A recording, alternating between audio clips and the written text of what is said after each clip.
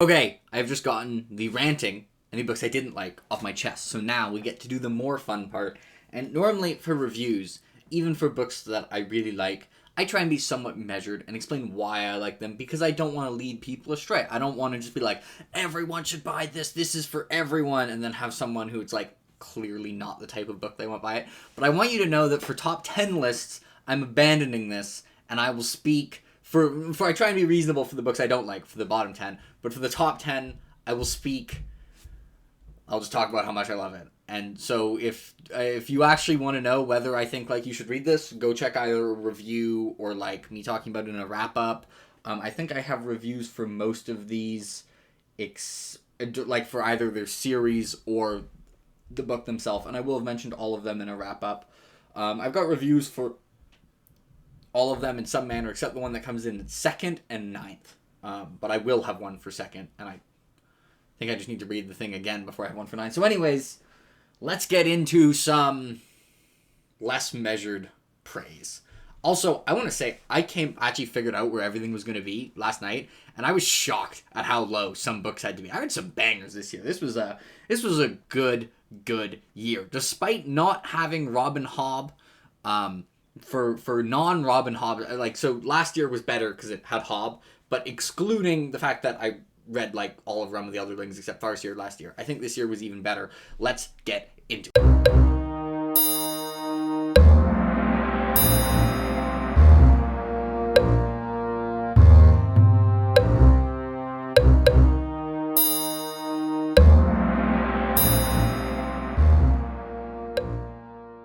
So for every previous year, for the first few for this list, some like 8 point something squeaked in. But no, this year it is all 5-star reads. There's not a 4-star among them. Asterisk. I'd also like to note, obviously, it's one per author. It's actually not obvious. I don't want to do one per author. But 2 years in a row now, someone has ruined it and made it so if I don't do one per author, the video just gets very repetitive. And also, no rereads. Asterisk. I'm going to break this rule, kind of, but I have a good reason, and you'll see why. But typically the reason is no rereads, because like if I reread Changes, yeah, I love Changes still. Like it's the same experience as I had the last 11 times I read it. I didn't reread Changes this year. That's just an example. So I am including a reread, but that's because my opinion of the book vastly changed on reread. Anyway, let's get into it. So coming in the number 10 spot is a book that has won a lot of awards. A book that really goes into culture. A book that is structured very uniquely. A book that is really unlike anything else I've read. A book that where the author's voice just has such wit and charm. And the first book of a trilogy. Really famous book, and that is, I was shocked that this was 10, but it is The Fifth Season by N.K. Jemisin. It is a thing of instinct, origine, born of the need to survive mortal threat. That's the danger. Fear of a bully, fear of a volcano. The power within you does not distinguish. It does not recognize degree. Which was pretty damn wonderful, if I do say so myself. This gave a score of 9.2. The start of this novel is my favorite bit of the novel. Like, the first half of this novel is as good of a start to a novel that I have read. It has 3 point of views, and all 3 are pretty wonderful. It's got an incredibly unique world. The idea of, like, a world where seismic activity has increased to, like, a near-apocalyptic event. And it really pulls no punches. And so it gets a spot in number 10. Okay, coming in at number 9... we have books that I haven't reviewed because I just don't think I can do them justice. We have books that I got a really nice special edition for Christmas for. We've got books that people have read an obscene amount of times. We have books that originally I had it as one of them. It's a 4-book series, but I've now decided to just include it all as one book, largely because the edition I have is, it's a 2-book omnibus, and I don't want to be like, it's only the first half of this one. And that is... Book of the New Sun by Gene Wolfe. I had never seen war, or even talked of it at length with someone who had, but I was young and knew something of violence, and so believed that war would be no more than a new experience for me, as other things, the possession of authority in Thrax, say, or my escape from the House Absolute, had been new experiences. War is not a new experience, it is a new world. Its inhabitants are more different from human beings than Famullimus and her friends. Its laws are new, and even its geography is new, because it is a geography in which insignificant hills and hollows are lifted to the importance of cities, just as our familiar Earth holds such monstrosities as Erebus, Abaya, and Ariok. So the world of war is stalked by the monsters called battles, whose cells are individuals, but who have a life and intelligence of their own, and whom one approaches through an ever-thickening array of portents. Look at these editions. So, Gene Wolfe, the guy who's really much smarter than I am, and I read his books, and I'm like, I'm not smart enough for this, but I think everyone's not smart enough for it, so it balances out. And I definitely missed a lot of things in these, but I was still able to really enjoy the series. I think partially because Severian, I think, is a really interesting protagonist. The world is fascinating. So for those who don't know, Book of the New Sun takes place millions and millions of years in the future. And it's kind of like a Dying Earth type novel where it's so far in the future that they've come up with all this really good technology and then they've forgotten it all. And it is a retrospective tale of the torturer of Severian. And this is a book, I'm going to have to reread these. My favorite of the three is The Sword of the Lictor. I can't really say why. There's some stuff in that novel I'm like, that was really good. Gene Wolfe is very, very, very good at hiding information, hiding things in plain sight, use of language. It's a hard novel to describe, and people have done a much better job for me.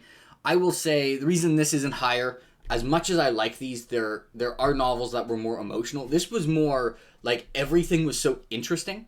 I wasn't necessarily ultra emotionally engaged, but everything I read, it was just so captivating and so unique that it gets up to this spot. And really, holy crap, what are these editions?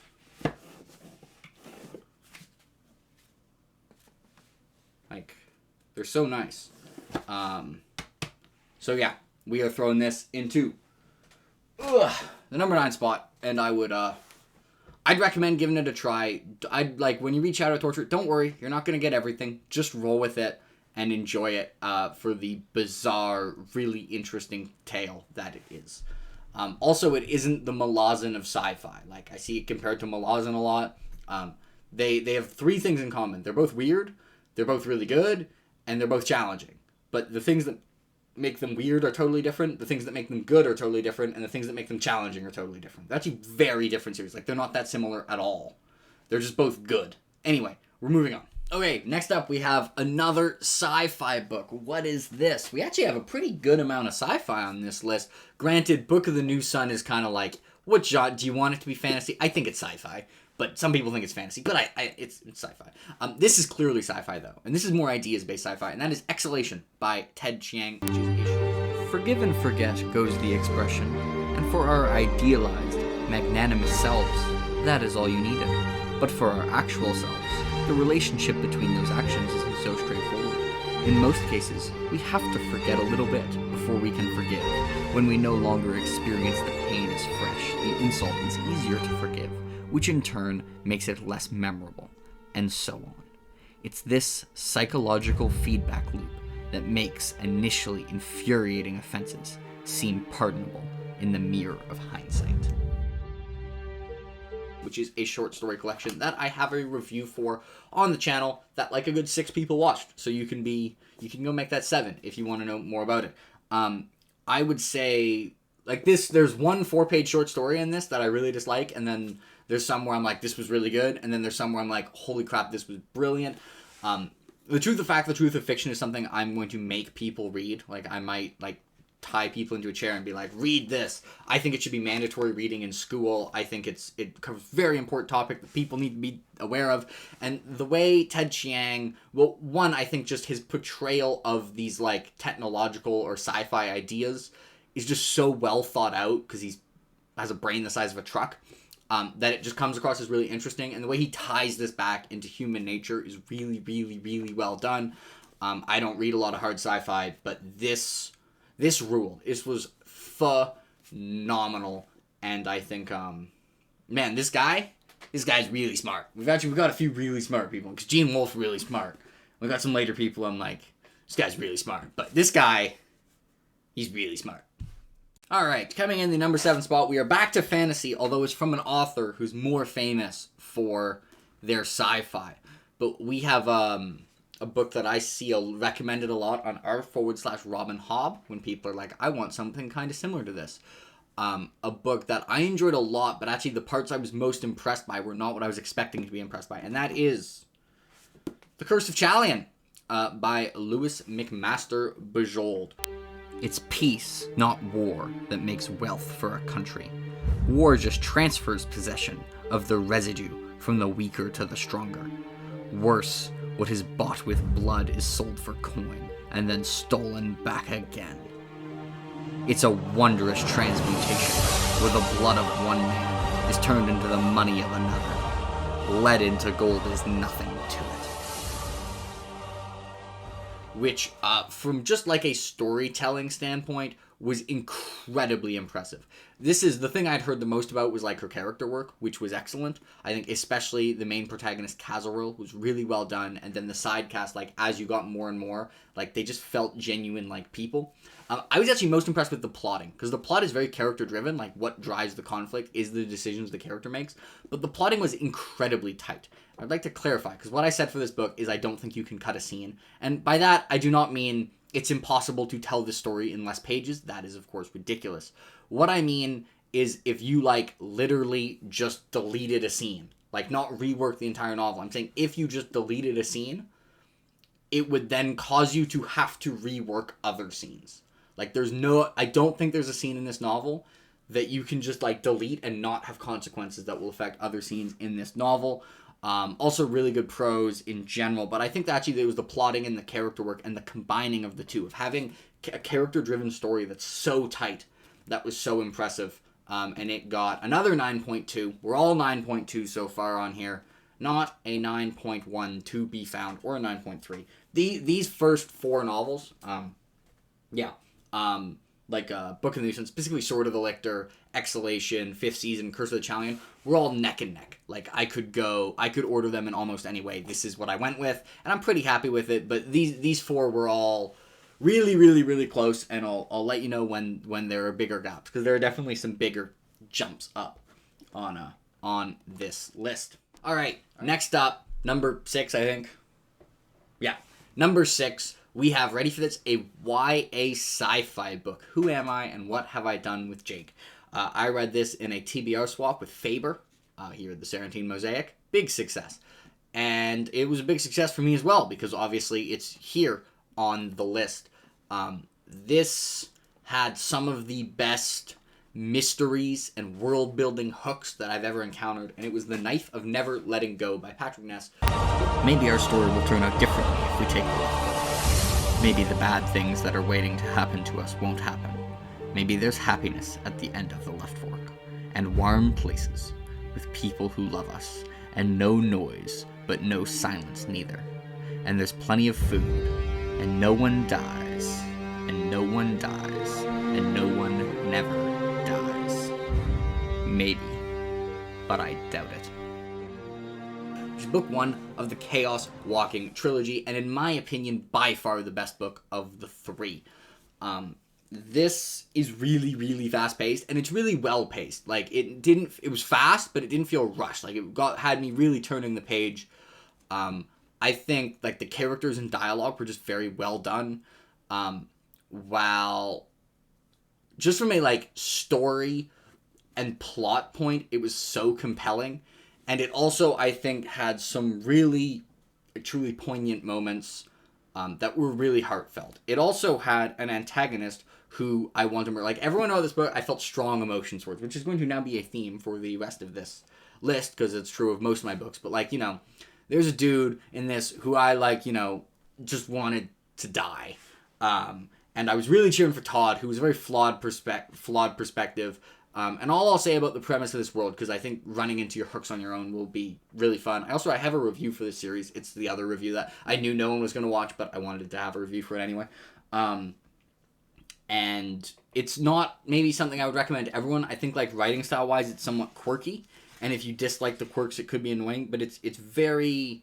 I think it's very much worth a try. I liked it right away. So it's like, if you're halfway through this book and it's not clicking, it's probably not gonna.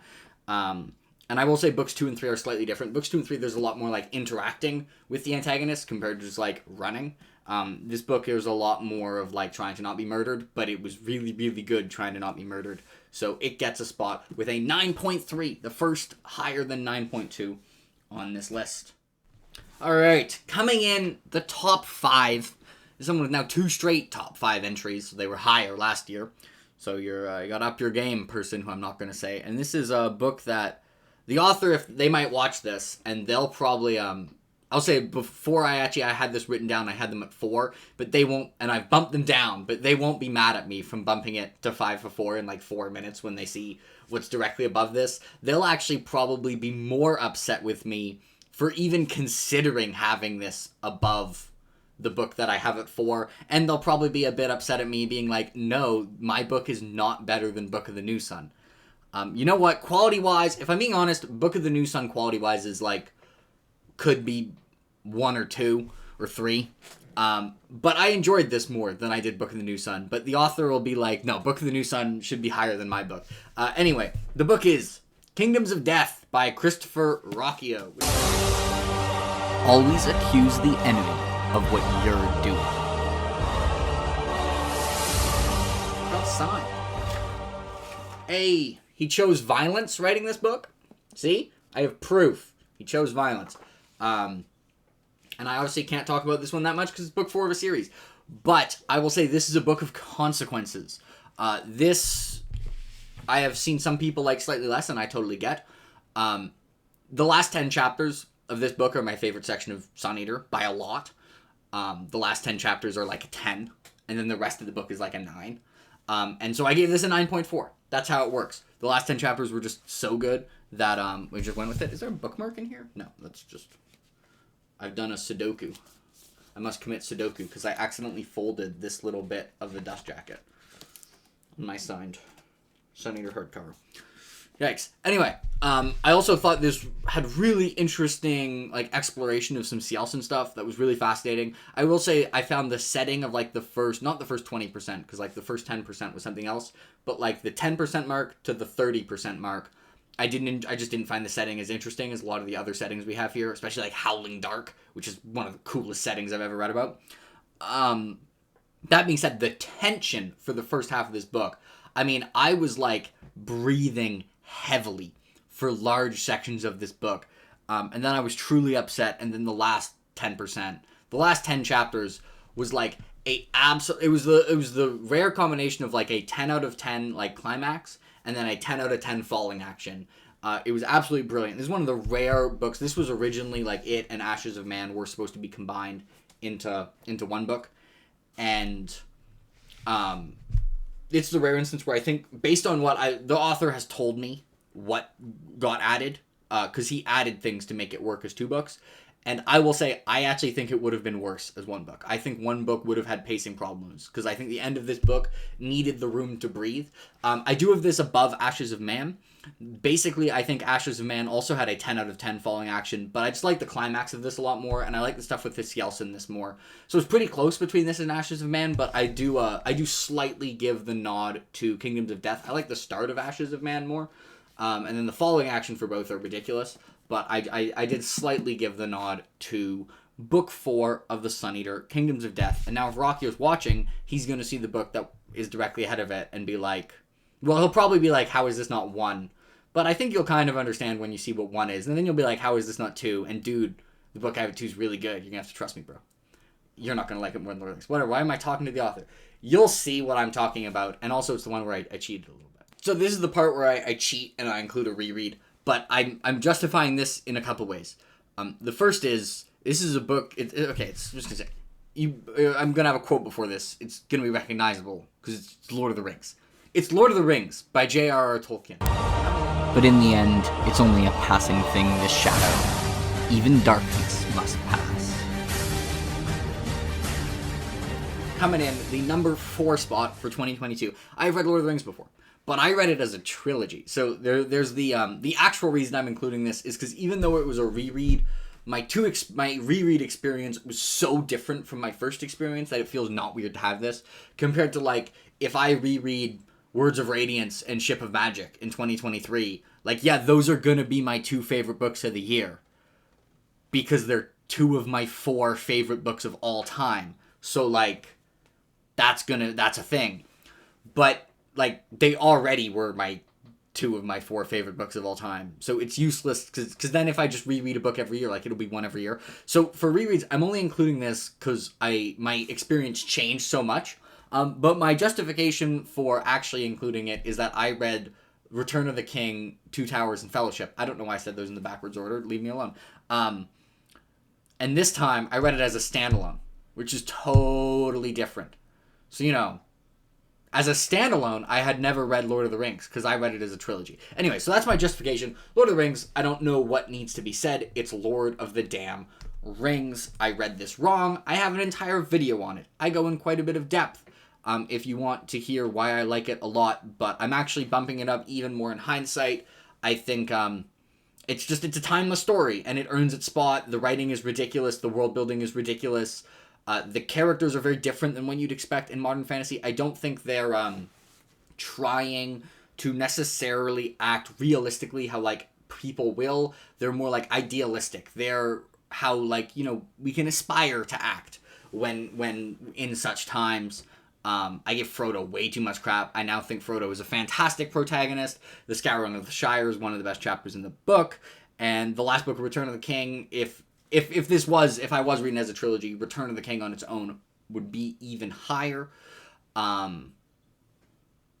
Return of the King would be really high. But as Lord of the Rings, it's Lord of the Rings. I don't know if anything else must be said, and it absolutely deserves its spot as number 4 on this list. Not just because it made the genre popular. It didn't invent the genre, but not just because it was like the OG really good fantasy book, but because of its genuine quality that stands the test of time. So, yeah, Lord of the Rings. Moving on. All right, are we ready for a bunch of final books in series? Well, 3. There's only 3 spots left, and they're all going to be final books in series, and they are all going to be amazing final books in series. And the first of this is a foundational read for grimdark fantasy, and the book with the single best in-world catchphrase. And I mean, the book I have after this has some pretty dope in-world catchphrases, and actually so does the book above that. But it is Soldiers Live by Glenn Cook. You feel guilty. You wonder why him and not me. Then you're glad it was him and not you. Then you feel guilty.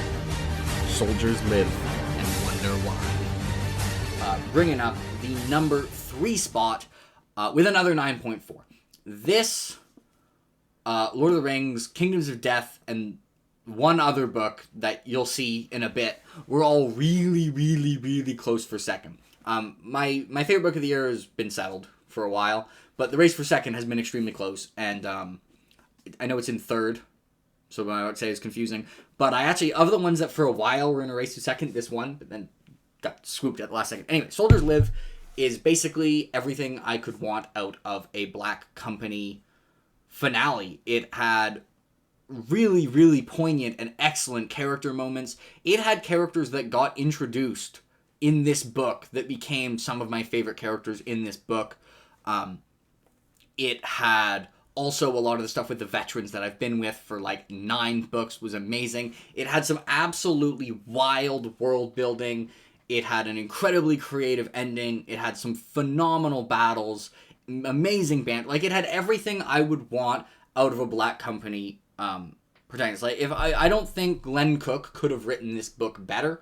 The only reason this isn't one is because there are authors I like more than Glenn Cook. But I think, like, I don't see what Glenn Cook could have done based on what I've seen of him in an offer to make this a better finale to the Black Company. It was truly, truly exquisite, and Soldiers Live and Wonder Why. And I I guess it wasn't even it was my third favorite final book of the year, but I mean, I read 3 of my favorite final entries to series I ever have. Like, the only final entries of series I like more than these are, like, ones from sub-series, or, like, Assassin's Fate. And maybe, if you count Realm of the Otherlings as, like, 5 series, maybe also Ship of Destiny and Fool's Fate. But, I mean, it's a short list of final books that I like more than this. You get to see more of the influence from Malazan Book of the Fallen. And, man, it goes much weirder than the earlier books, and I'm here for it. It's executed so well. So, yeah, Soldiers Live gets the number 3 spot, and it was 2.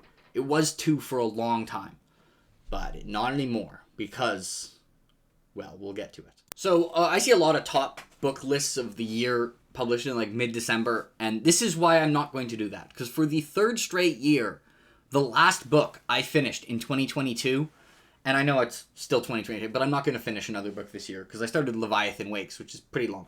But for the 3rd straight year, the last book of the year I read makes it into my top 10. Now, I think some people just don't want to have like recency bias, but I find that I tend to, like, in hindsight, I find I just don't tend to have that much recency bias. Like, whenever I reread a book, I usually end up liking it about the same amount, unless there's some other big reason. The previous books that made the top 10 that I read on the last day was Shadows Linger by Glenn Cook, which I actually think should have been higher, and Midnight Tides by Steven Erikson, which both absolutely, I think, deserved a spot on the list. So, yeah, I'm always going to do this because, like, this one, I mean, it's 2. It was my 2nd favorite book of the year. Well, kind of third, and maybe actually still 2nd. It might have beat, yeah, it was absolutely phenomenal. And the book I'm talking about is Speaking Bones by Ken Liu. In Dara, it is said that there is often little to divide the madness of tyrants from the grace of kings, and heroes and villains alike demand sacrifices of others. The difference, if there is one, lies in why the sacrifices are being sought: to satisfy the ambition of the few, or to secure the freedom of the many.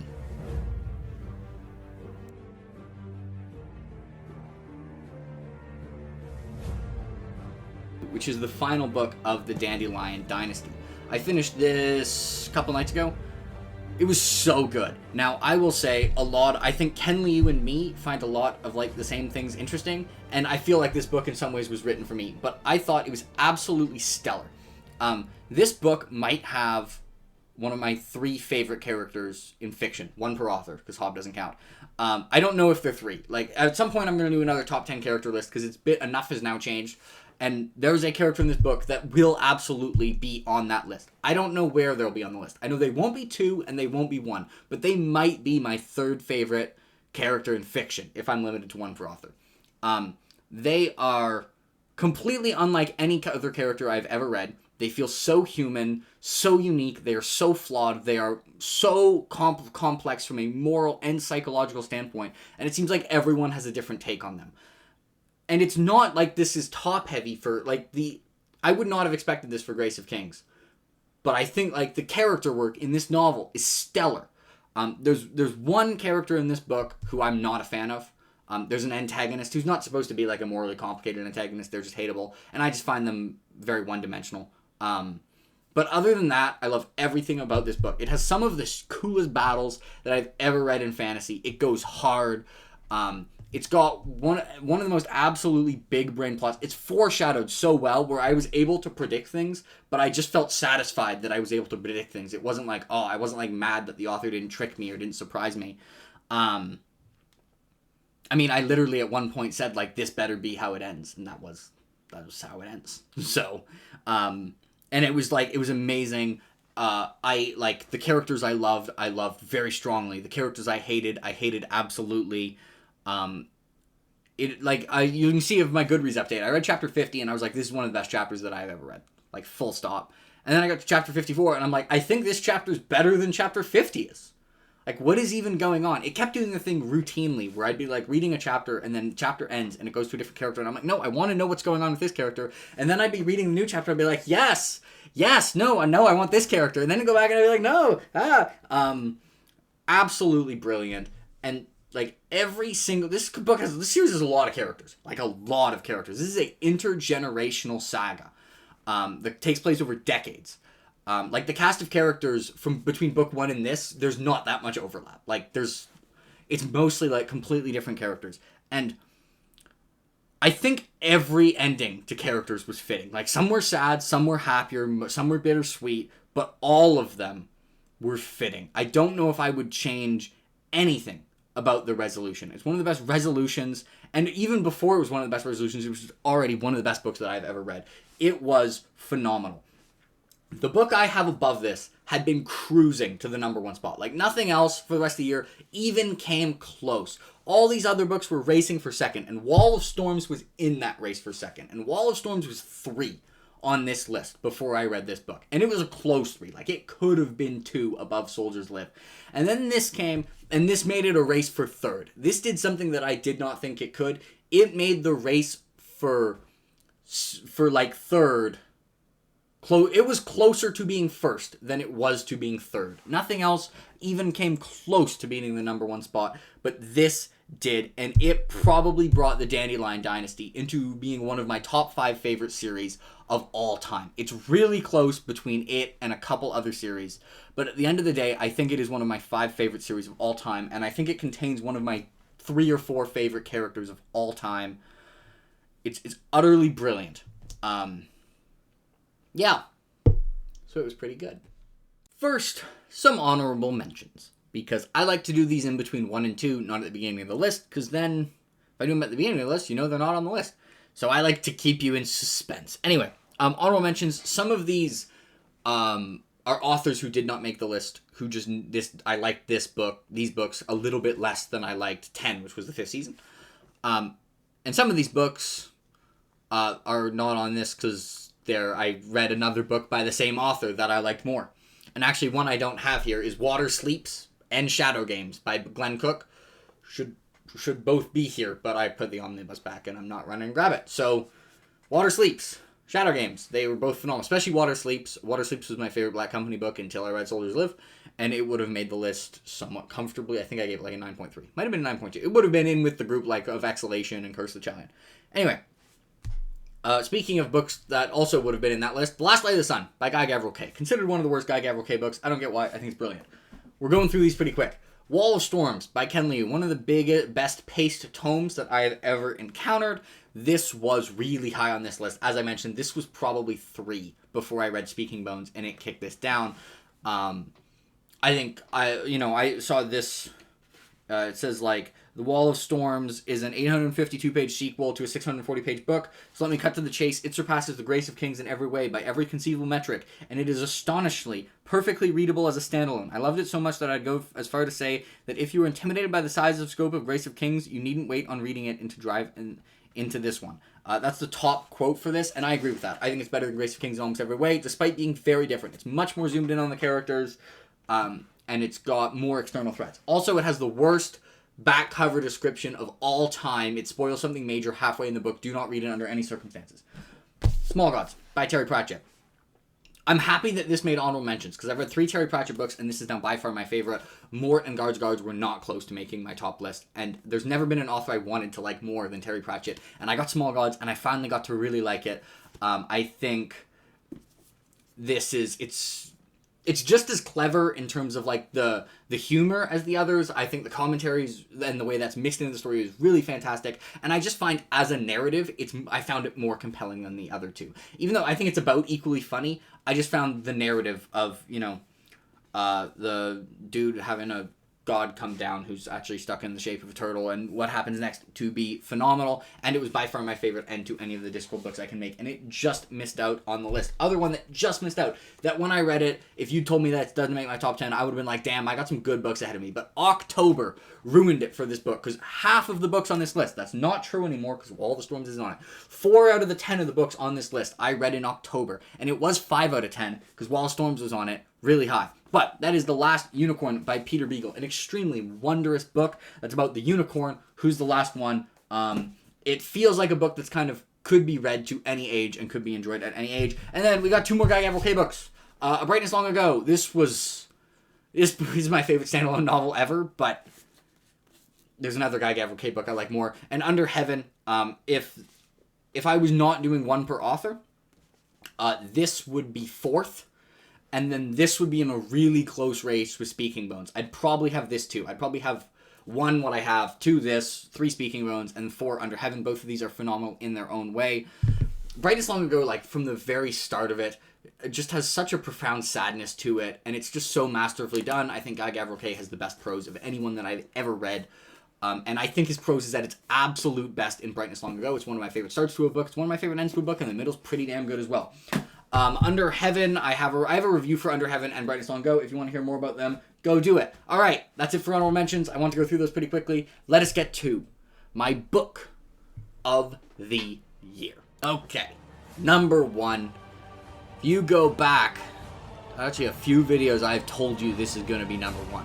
In February, I think in my intro to my Serentine Mosaic video, I was like, or it might have been for the wrap-up, I was like, if people from the future, you can go to my top book list and skip to the timestamp at the end, and at the end I will hold up Lord of Emperors by Guy Gavriel as my best book of.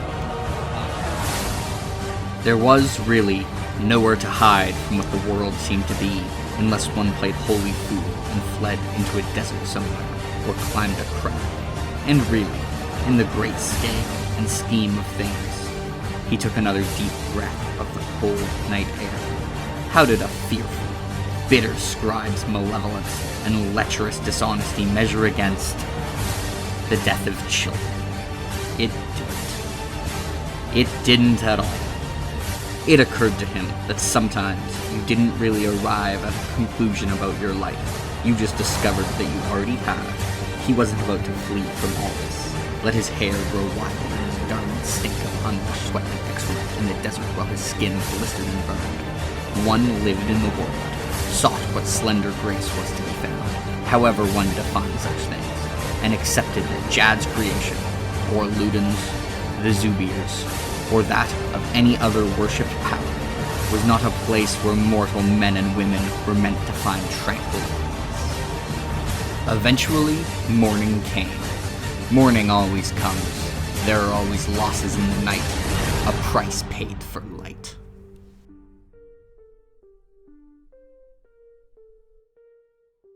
Ever since I read this, everyone else was basically fighting for second. I was like, it's probably going to be my book of the year. Until 2 days ago, it was easily my book of the year, and it still is pretty comfortable. I have this at a 9.8 out of 10. I really think it might be a 10 when I bump it up to reread. It very well might be the best non-Robin Hobb book that I have ever read, both from a personal enjoyment standpoint and from a pure quality standpoint. It is very, very hard to mess with Lord of Emperors. This is why when Guy Gavriel came to Vancouver, this is the book I wanted signed. I'd also like to shout out Isaac, who found this in Value Village. The hardcover, I originally read the paperbacks. From a writing standpoint, I've never read a book that hits the same as Lord of Emperors. Guy Gavriel is already my favorite prose writer on the planet, and it felt like he was in his groove. From a character perspective, this book has no dramatis personae, and has a huge amount of characters, and POV hops all over the place, and is not linear. And I literally, throughout this book, don't think I ever went, wait, who's this person? Because they were all so distinctive, and they had so much substance. The man manages to write a story that at the same time is about grand, sweeping events of, you know, the conflicts between nations and creation of religions and all these things. And at the same time manages to have about as many pages, like, super zoomed in on people's lives. Like, people trying to become a chef, chariot races, like, interpersonal relationships, and all these little things. The story of people's lives, not the story of the entire world. And he manages to make both aspects of this story, the grand sweeping and the super zoomed in, exactly equally compelling. It's absolutely wild. The protagonist of this book, actually the entire cast, is absolutely wonderful. It is absolutely some of the best political scheming I have read in any novel, and it might be my number one pick for political scheming. This book has a chariot race that I like more than 99% of battles in fantasy. I would rather read this chariot race that is fictional and did not happen than go watch actual sports. After reading this book, I think we should bring back chariot racing. That's how good the chariot race, that's how well written the chariot race was. Like, from the start. He does the thing in this where from the start, it's like, have a character you've never met before. And, like, right away, like, very early, I was like, this character is amazing. I love this dude. The insight and the exploration of theme, and even the way the art is written. Like, this book goes between, like, third-person omniscient and third-person limited, and it does whatever it wants with tense, whether it's past. And it's just so incredibly captivating. It is some of the best passages I've ever read. It made, like, it at times I was just like, holy crap, it got every single emotion out of me, and it is one of the most absolutely ridiculously well written and impressive books that I have read in my entire life, and I can think of no other way to reward it than by giving it the number 1 spot on my list of my favorite books of 2022. Like, ultimately, Speaking Bones was closer to this than Speaking Bones was 3, but also, at no point while reading Speaking Bones did I even consider giving Speaking Bones the number 1 spot of the year. Since I've read this book, I don't think maybe 20 pages into Brightness long ago, I was like, holy crap, this might be as good. Then I got to the end of Brightness long ago, and it was kind of close, but then over time, I'm like, no. Lord of Emperors, I like it more than Brightness long ago. I think it's better. This is not just my favorite book of the year. I think it's also the highest quality book I've read this year. I think it might be it's as high quality of a book that I've ever read in my entire life, from prose, plot, character, and theme. It doesn't really have that much action. It's got a little bit. It's wonderful. Yeah. Okay. There you go. That is, that's my top 10 for the year. I think you can probably tell from me talking about them that 1 and 2 were kind of clear of the other novels on this list. But yeah, let me know what you thought of the top 10. Have you read any of these? Are any on your TBR? If you want me to a slightly more nuanced take, you can go to a Goodreads or YouTube review of all of these. This is me I'm going for it. I'm not caring about hedging my bets. I do have a Serentine Mosaic review on my channel. It's probably my favorite video I've ever done, and I also get very enthusiastic in that review. But I think I don't have a Dandelion review, but that's going to be a thing. That'll be the next series review I do. And I do have reviews for most of these. I have a Black Company full series review. I got a How I Read Lord of the Rings wrong. I got a Grace of Kings, but it's so different from Speaking Bones. So, if you want a slightly more nuanced and not just like me raving, you can go there. But this is a top 10 list. This is not the video for subtlety. And I don't think this deserves the subtlety. This book's so good, man.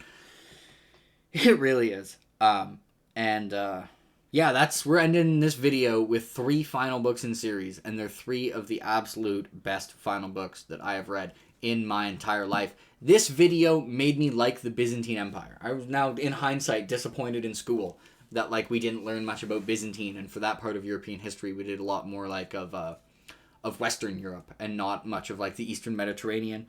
Yeah, it's so good. Also, the cover's cool as well, because for this one, the Sailing to Sarantium, you know what, we'll just...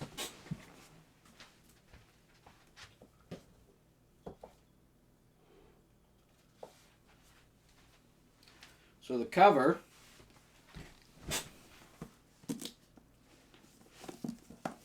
So, what's cool about this cover goes like this. Whee!